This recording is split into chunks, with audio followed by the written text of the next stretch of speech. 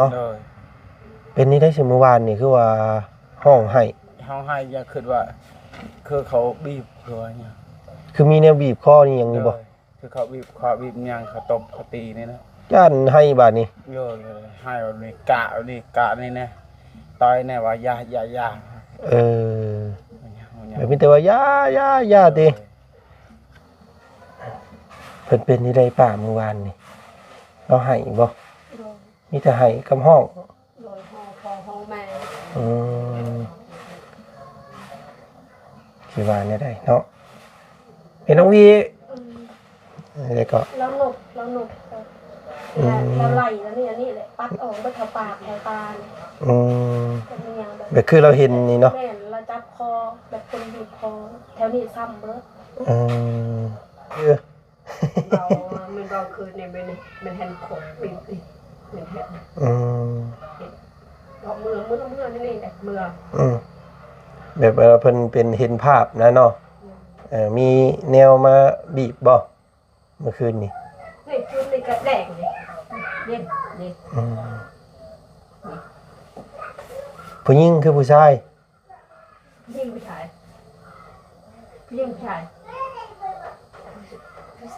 ผู้ชาย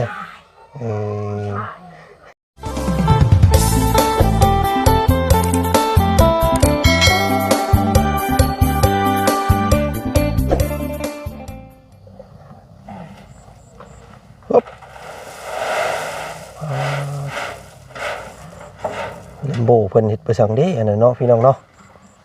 ตอนเช้าๆกูลุกปุ๊กกลัวอยู่พี่น้องเอ้ยเอาดินมาแต่ทั้งใส่เนาะเอาดินมาแต่ใส่อันว่าลำโบเอาดินน่ะโอ้ดินที่ว่ามันเดือเฮ็ดเฮือนน่ะบ่เอาใส่ขี้ซีกบาดนี้เพราะว่ามันเปื้อนเนาะมันเปื้อนมันเหม็นแหละพี่น้องเอ้ยตักใส่รถเนาะสบายดีเด้อลำโบเด้อเนาะพี่น้องเนาะเมื่อวานนี่ก็พากันโทรหาสนั่นวันไหวพี่น้องเอ้ยเนาะเป็นนี่ได้แล้วตอนนี้ใครเนี่ยใครเนี่ยแล้วใครเนี่ยแสดงว่ายังบ่เศร้าปานใดซะเนาะบ่เช้ายังบ่ฮู้นอนอยู่บ่ตอนนี้แล้วเป็นได้ใดแล้วนอนกินข้าวช่องเทื่อแล้วช่องเทื่อกินแล้วเนาะเป็นนี่ได้สิเมื่อวานนี่คือว่าห้องให้อย่าคิดว่าคือเขาบีบคือว่าเนี่ยคือมีแนวบีบคอนี่ยังนี่บ่คือเขาบีบคอบีบยังเขาตบเขาตีนี่นะย่านให้บาดนี้ให้แบบนี้กะนี่นะต่อยเนี่ยว่าอย่าแบบมีแต่ว่าอย่าติมันเป็นหยังก่อเนาะพี่น้องเนาะเป็นวันศีลบ่เมื่อวานนี่มันศีลเมื่อวานนี่วันพุธวันพุธแต่ว่าเป็นศาสนาซุ่มข่อยเนี่ยเป็นวันศีลเมื่อวานนี่ศีลวันศีลก็เลยโอ้พี่น้องเอ้ยเนาะอาการของแม่น้องอาวิเพิ่นกำเริบเนาะห้องอ้อยเนาะเมื่อวานนี่เนาะจักสิว่าได้ใดเดี๋ยวนี้เลยเจ้าเฮ็ดนี่ได้บาดนี่บัดนี้นะให้โมแต่มืออันนั้นสการคือว่าสิเอาเราเข้าอีสู้บ่เข้าแล้วเอาโลดเอาเฮ็ดโลดเด้อเข้าแล้วเข้าแต่บ่อายขึ้นเฮือนแล้วนี่มีแต่ให้หมู่มาเผาเอารัดตาเผาบ่พระเจ้าให้อยู่ก็อยู่พระเจ้าบ่ให้อยู่ก็แล้วแต่พระเจ้าเนาะกำเพิ่นเอาไปก็แล้วเนาะพี่น้องเอ้ยเนาะมีแต่ส่วนดินส่วนร้อนก่อนซั่นไปเดี๋ยวจังพาขึ้นเบิ่งอันนั้นแน่พี่น้องเอ้ยเนาะนี่ก็เพิ่งก็อันกระพงกาแฟเพราะว่าแขกคนเพิ่นมาเยี่ยมมาเผาเมื่อคืนนี้ว่าซั่นเนาะเมื่อวานนี่ยังดีๆอยู่เลยพากันนั่งเว้าหยังกระจักเบิดเมื่อวานนี่พี่น้องเนาะแล้วเพราะว่าค่ำมาเพราะว่าเป็นนั่นแหละอันนี้ก็หาสาเหตุบ่ฮู้คือกันเด้อว่าจันก็ได้เนาะประมาณ4 โมงนี่นะลาไปประมาณ4 โมงก็บ่ได้มาถ่ายทำให้พี่น้องเบิ่งพี่น้องเอ้ยเพราะว่าเว้าตรงๆก็ญาตินั่นแหละเนาะพวกเฮาก็ได้เห็นอยู่เห็นแม่ป้าเพิ่นส่งให้อยู่พี่น้องเอ้ยเนาะว่าโอ้ยห้องคือมีอีหยังเข้านี่ ตบตีนั่นนะ อืม อะไรย่า มีแต่ห้องแม่บ่เมื่อวานนี่ ห้องแม่ห้องพ่อ เออ ว่าเป็นยังบอกพ่อตายแล้วแม่ก็ตายแล้ว เรียกว่าพ่อแม่เพิ่นอยากได้บุญนำมาจากเนาะเออเป็นพี่น้องเลยเอ้ามื้อนี้สิเมื่อป้าได้แลมโบเด้อ โดย สิเมื่อป้าแล้วมื้อนี้ มุกว่า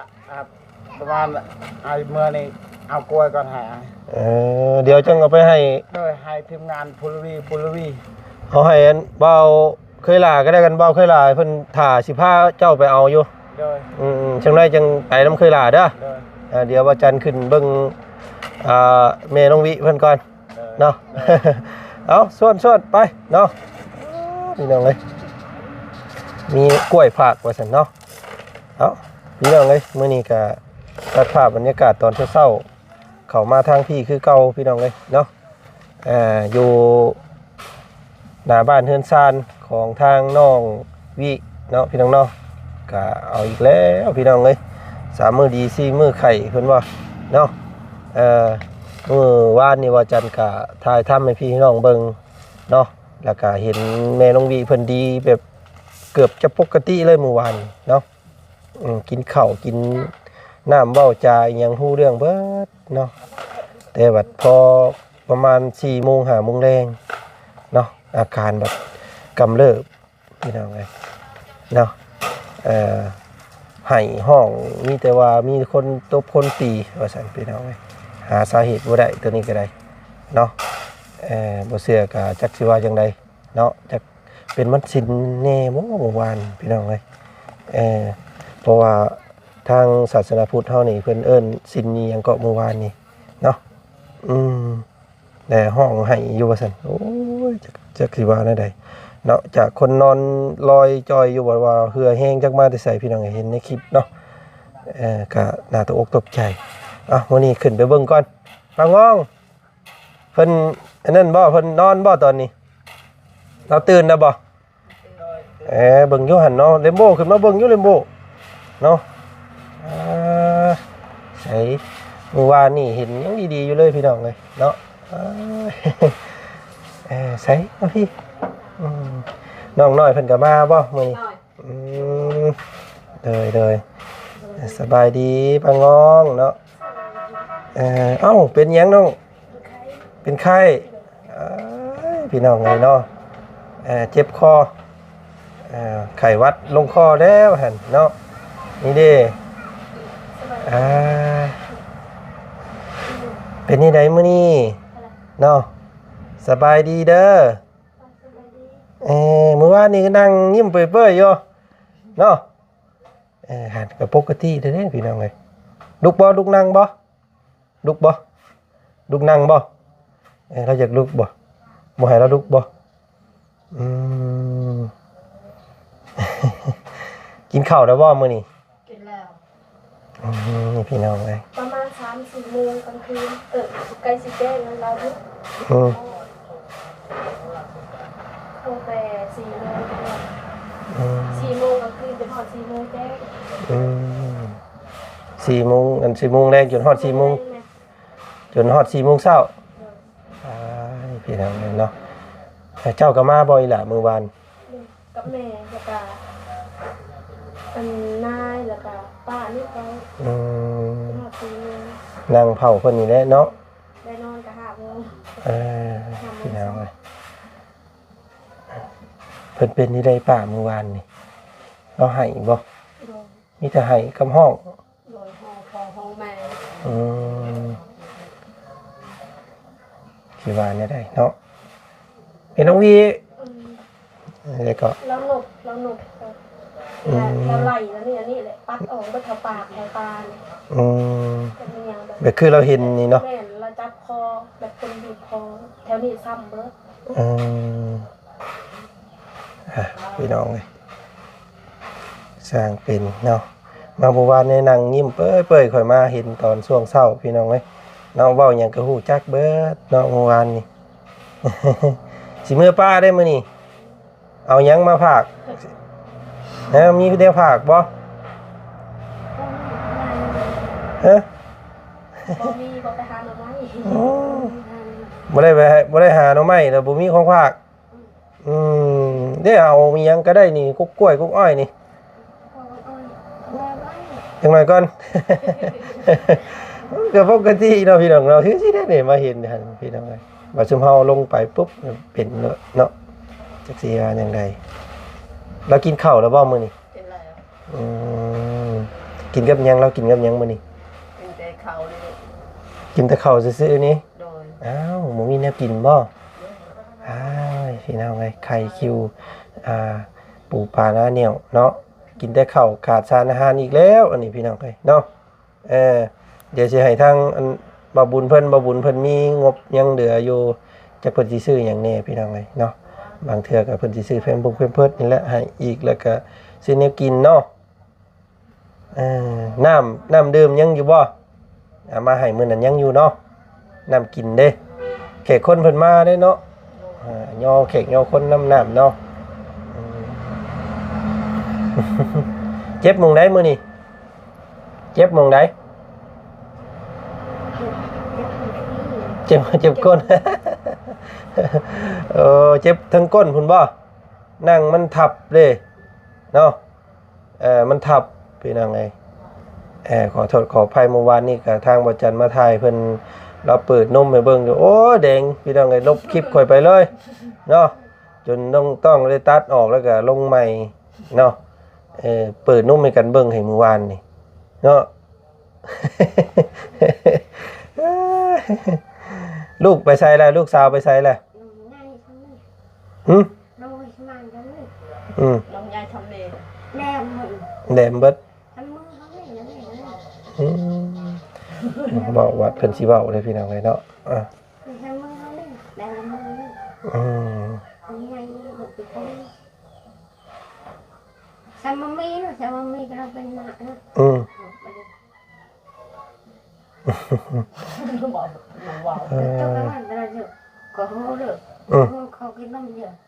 มันแห้วเลยเพิ่นขอกินนมน่ะเหี่ยวเลยโอ้ยว่าสิเว้าเนาะเป็นหยังคือให้ว่านนี่เป็นหยังคือให้ว่านนี่เจ็บก้นเจ็บมันเป็นนี่ได้คือว่าเจ็บเป็นบาดบ่เป็นบาดบ่ให้เด้อบัดนี้เด้อเนาะบ่มีหยังดอกบ่มีหยังมาเฮ็ดเจ้าดอกเด้อ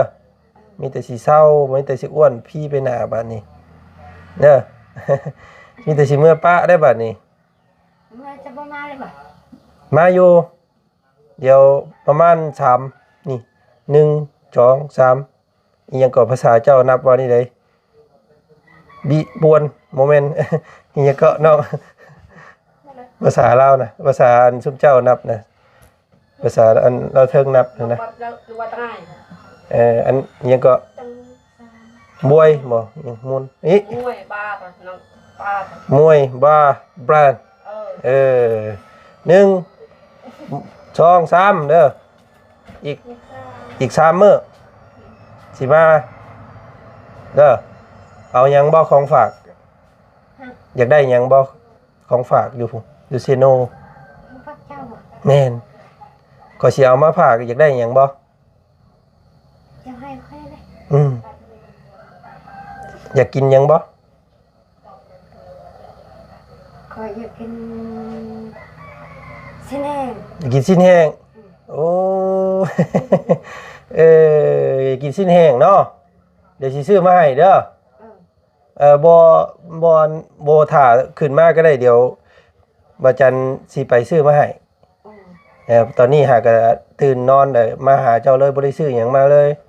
เดี๋ยวบ่จันสิกลับลงไปเซโปนเดี๋ยวสิขึ้นมาอีกเด้อเดี๋ยวสิซื้อชิ้นแห้งมาให้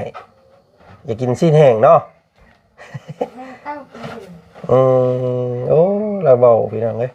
เนาะบัดมื้อวานนี่บัดเนาะเป็นตาย้านเนาะปัดหน้าปัดตาตลอดโอ้อยากเป็นพี่ก้อยเอามือพี่ก้อยเต็มรถนั่นน่ะเอามือพี่ก้อยเต็มรถนั่นเอาพี่ก้อยสิเอาเจ้าสิเอาให้บ่ปีกล้วยน่ะเจ้าสิเอาให้พี่ก้อยเต็มรถหนาวอ่ะ พี่เด้อเลยเออ เอาไว้นั่งไม่ได้อยู่ให้ เดี๋ยวสิให้อันเดมโบไปเอาให้กล้วยมีอยู่บ่เอามาฝาก คอยใส่ กล้วยอยู่สวนเจ้านี่แล้ว ฉันช่วยหน่อย สวนใกล้ๆนี่กล้วยหอมอืม เอ้ยเนาะเรานั่งเรามันซีเมนต์มันแข็งพี่น้องเอ้ยเนาะพื้นมัน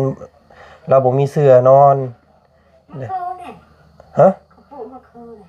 มีมะเขือนํบ่ มะเขือหน้าโรงทำหนู อืม มะเขือทำหนู เอ้ย ทานอันนั้น เมื่อวานนี้อาการกำเริบพี่น้องเอ้ยเนาะกะน้องๆเพิ่นโทรหาสนั่นหวันไหวเมื่อวานนี้แต่ว่าพวกเฮาอยู่ไกลก็บ่ได้เข้ามาหาเนาะอยู่ปูนอยู่ผู้พี่น้องเอ้ยไปเมื่อวานอืม คือเป็นยัง ก็ปกติเลยเด้เนาะอืม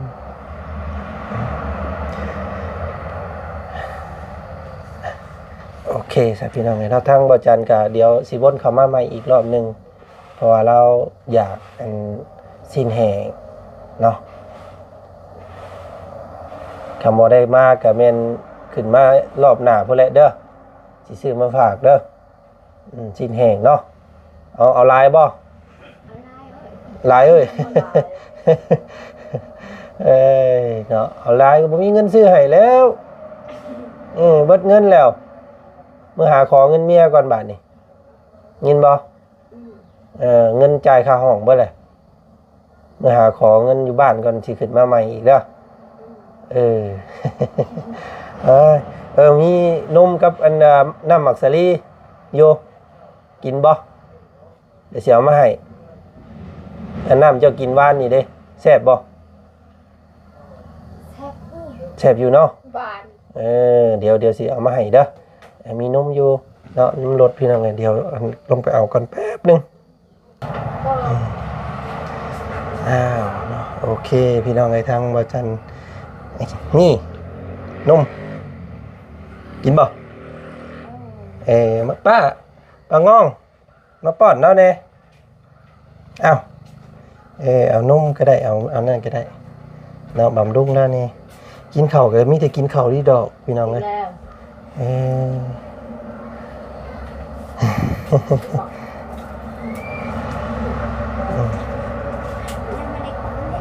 ฮะ คนบ้านนาเองจะคน เจ็บก้นนั่งบ่ได้แล้วบัดนี้เนาะกิน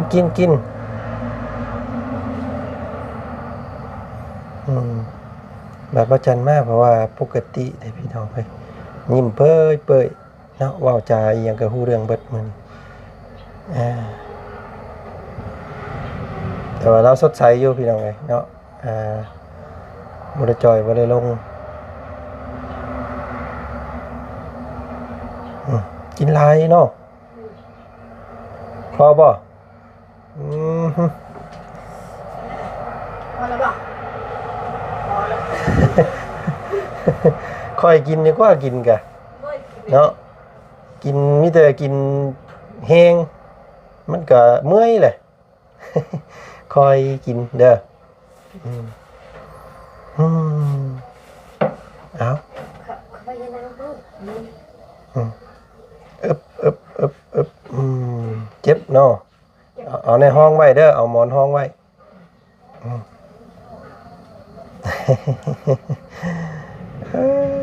ยิ้มอยู่เราก็ได้พี่น้องเนาะเอาป้าลุงสิไปป้าได้บาทนี้เด้อสบายดีมือสบายดีแน่สบายดีเนาะสบายดีขอบใจได้หลายเด้อสันเป็นไรเด้อที่มาเยี่ยมไปเยี่ยม อยู่ดีมีแฮงเด้อให้มันให้ยืนให้ยืดให้ยาวเนาะสบายดี เนาะบ๊ายบายเดี๋ยวนั่นตัวเนาะเห็นเนาะป้าเราก็จนหัวหยุ่งหัวยองแล้วเบิ่งหันพี่น้องเลยไม่ได้ไปใส่เนาะเมื่อยบ่ป้าสำหรับเอาลูกน้อยเนาะสำหรับเอาเล็กน้อยเอาชื่อเรามันก็คือในมันแทนขบปิดดิมันแทนดอกเมื่อนี่แหละเมื่อแบบเพิ่นเป็นเห็นภาพนะเนาะมีแนวมาบีบบ่เมื่อคืนนี่นี่คืนนี่ก็แดงนี่เย็นนี่ผู้หญิงคือผู้ชายยิ่งผู้ชายยิ่งผู้ชายผู้ชายผู้ชายบ่ผีเนาะบ่ย่านดอกบ่มีหยังเด้อมีแต่นี่มีแต่เอ้ยเจ้านี่เด้อนี่นั่งเบิ่งอยู่บ่ย่านก็ย่าดึกกลางคืนนี่เผาอะไรนอนนี่บ่เป็นหยังเนาะป้าดุงเพิ่นเบิ่งอยู่เด้อบ่ต้องย่านเด้อบ่มีหยังดอกเพิ่นเมื่อแล้วเด้อเราไปเดี๋ยวเราปบไปทางอื่นแล้วเนาะมื้อหน้าเพิ่นเลยสิมาใหม่สิเอาสิ้นแห้งมาให้เด้อสิ้นแห้งแช่บลีเดี๋ยวสิเอาสิ้นแห้งมาฝากมื้อหน้ามื้อนี้ไปแล้วเนาะแม่ป้าเด้อสบายดีแม่ป้าหลายๆพี่น้องโอ้ยเบิ่งเนาะบ่จันเอาเงินให้แม่ป้าก่อนพอเราได้หาซื้อแนวกินเนาะเพิ่นขายปูขายปลาอยู่นี่ก็เจ้าก็ซื้อมาให้เรานี่เด้อปลาแห้งปลาอันนั้นหั่นเนาะเพิ่นก่อนนี่เนาะเอาไปป้าเอาเนาะขอบใจหลายๆเนาะแม่ป้าเนาะเราก็เมื่อยเด้พี่น้องเอ้ยเราก็ได้นอนเลยนี่เอาเงินให้เราแล้วเราสิซื้อแนวกินมาให้เด้อปลาปิ้งหยังก่อนตอนจันลามาเพเป็นปืดเชื้อนี่จะเราไปอันแบบไม่ชอบกูนอนเนาะไม่ชอบกูเนาะเป็นหยังรอนี่ได้ระบายช็อกระบายโบกนั่นแหละ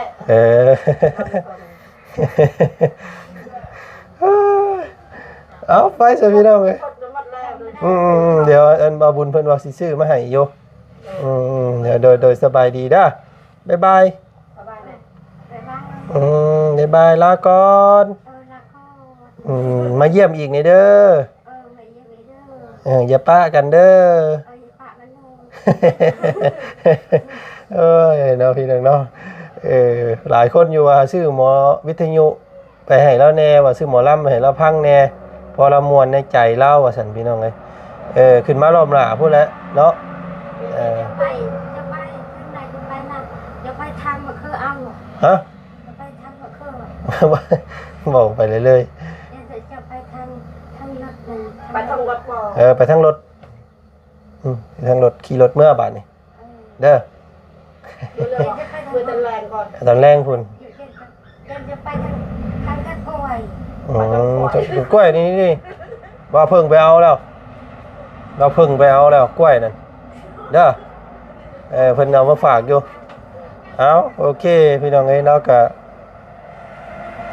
ดีขึ้นคือเก่าแต่ว่าเราเจ็บก้นเนาะเรานั่งเมื่อวานนี่มันกดทับบ่ดีใดเราว่าเจ็บเนาะ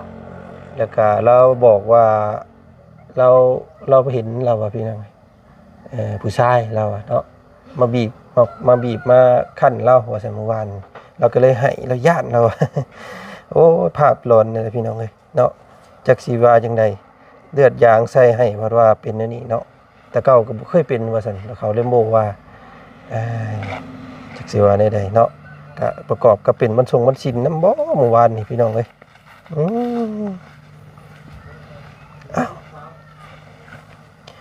โอเคเสร็จพี่น้องเนาะทางวาจันทร์กสิขอโตลำลาเพียงซ้ำนี้ก่อนคลิปนี้เนาะคลิปหน้าพอกันใหม่ก็ขอบใจหลายๆก็จักสิว่าได้มื้อวานนี้วาจันทร์เข้ามาเนาะเข้ามาหาเราก็ดีได้พี่น้องก็เศร้าแล้วเว้านั่งมวนยิ้มเป้ย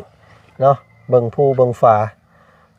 แต่ว่ามามื้อตกค่ำเมื่อคืนนี้เนาะเขาเลมโบโทรหาสนั่นวันไหวโอ้ให้ ย่านแล้วอย่าเฮ็ดเนาะเอิ้นหาพ่อหาแม่พี่น้องเอ้ยเนาะคั่นคอตัวเองว่าซั่นก็จักสิว่าจังได๋เนาะโอ้ยเอ้ามื้อนี้บัดสายบัดเช้าพี่น้องก็เบิ่งกันไปเนาะพี่น้องเนาะผู้หลักผู้ใหญ่เพิ่นซอยก็ด้วยความเต็มใจเนาะสิดีสิเศร้าก็ขึ้นอยู่กับใบบุญของเราเนาะเราถือมาสำใดก็สำนั้นแหละว่าซั่นซะพี่น้องเอ้ยก็สิยาวนานอยู่เขตนี่ก็ได้แต่ว่ารุ่นเบิ่งเมื่อก่อนเห็นน้องหัวเพิ่นเว้าเมื่อวานนี่พี่น้องเอ้ยลาวอ้วนเด้เนาะอ้วนพี่บ่ได้ไปจ้อยไปซี่ว่าซั่นแต่ว่าราคาเราสติสตังค์บ่ดีแล้วก็ญาติพี่น้องเนาะไอ้น้องก็ปะละบ่เบิ่งบ่แยงเรานะก็เลยจอยผอมว่าซั่นพี่น้องเอ้ยก็จักสิว่าจังไดเนาะเอ้าสู้ๆพี่น้องเอ้ยมื้อหน้ามื้อในสิแวะมาดินลำใหม่มื้อนี้ขอตัวลาก่อนสบายดีเนาะ